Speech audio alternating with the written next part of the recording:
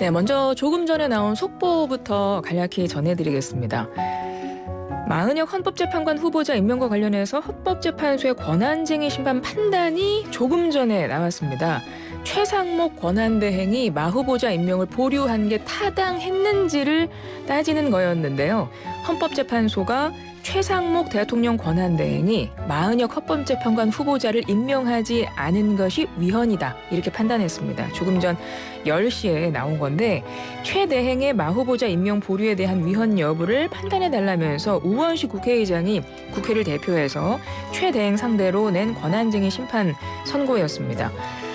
헌재가 국회 심판 청구 받아들이면서 이제 최 대행에게는 마 후보자를 재판관으로 임명할 의무가 생긴 건데요. 이제 마 재판관이 임명되게 된다면 헌재 재판부 구성이 9명 완전체로 변경이 됩니다. 윤석열 대통령 탄핵 심판에도 영향을 미칠지 주목됩니다. 자, 이번 시간은 식약처와 함께하는 생활백서 시간입니다. 오늘은요.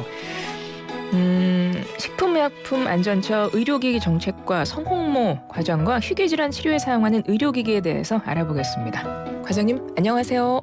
네, 안녕하세요. 식약처 의료기기 정책과장 성홍모입니다. 네, 우리가 일상생활 속에서 의료기기라는 말 많이 듣고 우리도 일상적으로 사용하는 말이긴 한데, 사실 의료기기가 정확하게 뭔지 쉽게 정의 좀 내려주시겠어요? 네, 의료기기는 질병의 진단, 치료, 예방에 사용되는 제품으로 법률적으로 정의되어 있습니다. 근데 이제 이런 법률적 정의보다는 우리 주변에 있는 제품을 예시로 드는 게 더 쉬울 것 같은데요. 가정에서 사용할 수 있는 혈압계, 체온계, 콘택트 렌즈 같은 제품이 의료기기고요.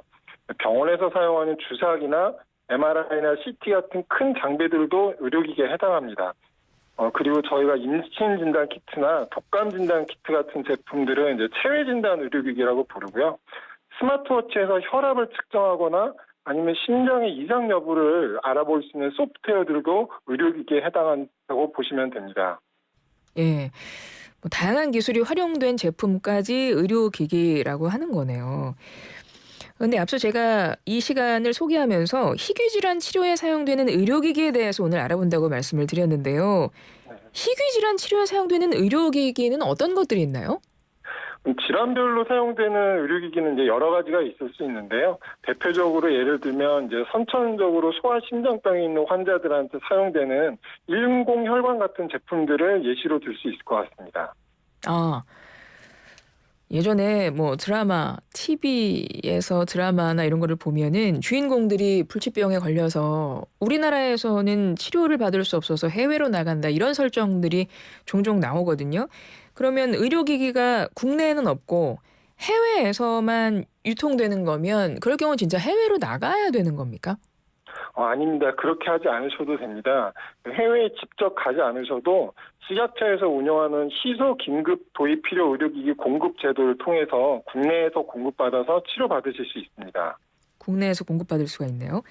제도가 있군요. 희소 긴급 도입 필요 의료기기 공급 제도, 자세하게 설명 좀 해주세요.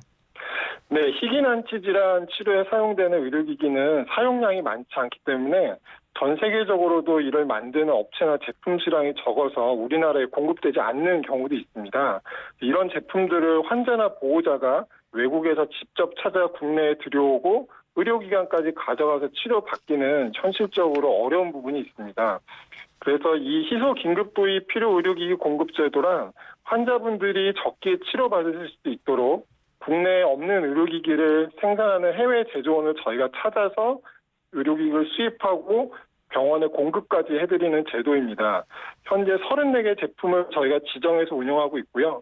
매년 약 2,000명 정도 되는 환자분들이 이 제도를 통해서 치료받고 계십니다. 국내에 없는 거를 찾아서 국내에 들여와서 치료받게 하시려면 이거 가격이 상당할 것 같습니다. 앞서 인공혈관 이런 말씀도 하셨잖아요. 환자들한테 좀 부담되지 않을까요?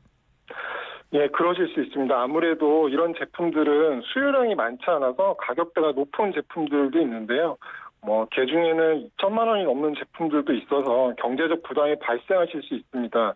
그래서 정부에서는 이런 고가 제품들을 사용해서 치료를 받으실 경우에 그 건강보험이 적용되도록 해서 환자분들의 부담을 덜어드리려고 노력하고 있습니다. 그런 정보는 어디서 확인할 수 있을까요? 네, 홈페이지를 통해서 확인하시면 되는데요. 식약처에서 운영하는 의료기기 안심 책방이라는 홈페이지가 있고요. 또 산하기관인 한국의료기기안전정보원의 홈페이지에 가시면 이 제품 현재 지정 현황과 공급 절차까지 안내되어 있습니다.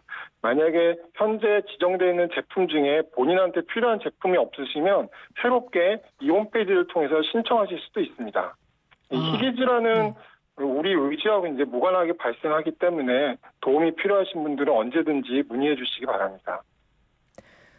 근데 외국에서 찾아서 이제 들여오는 제품들이 지금 어느 정도 많이 구비가 돼 있습니까? 이제 계속해서 조금씩 이제 그 개수를 늘려가실 계획인가요?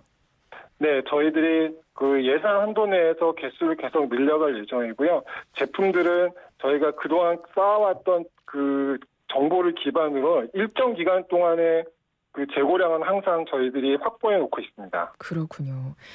희귀 질환에 필요한 의료기기를 정부에서 이렇게 구해서 환자들이 그 지원을 받을 수 있도록 해준다고 하시니까 좀 좋은 정보인데요. 끝으로 청취자분들께 한 말씀 부탁드려요.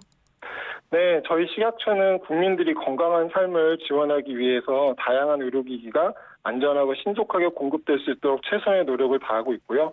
또 아까 소개해드린 의료기기 안심 책방이라는 식약처 누리집에서는 그 외에도 이제 의료기기와 관련된 다양한 정보들이나 소비자에게 도움이 되는 정책들을 지속적으로 제공드리고 있으니까 많은 이용을 부탁드리겠습니다.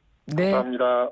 지금까지 식품의약품안전처 성홍모 의료기기 정책과장이었습니다. 과장님 말씀 잘 들었습니다. 고맙습니다. 네, 감사합니다.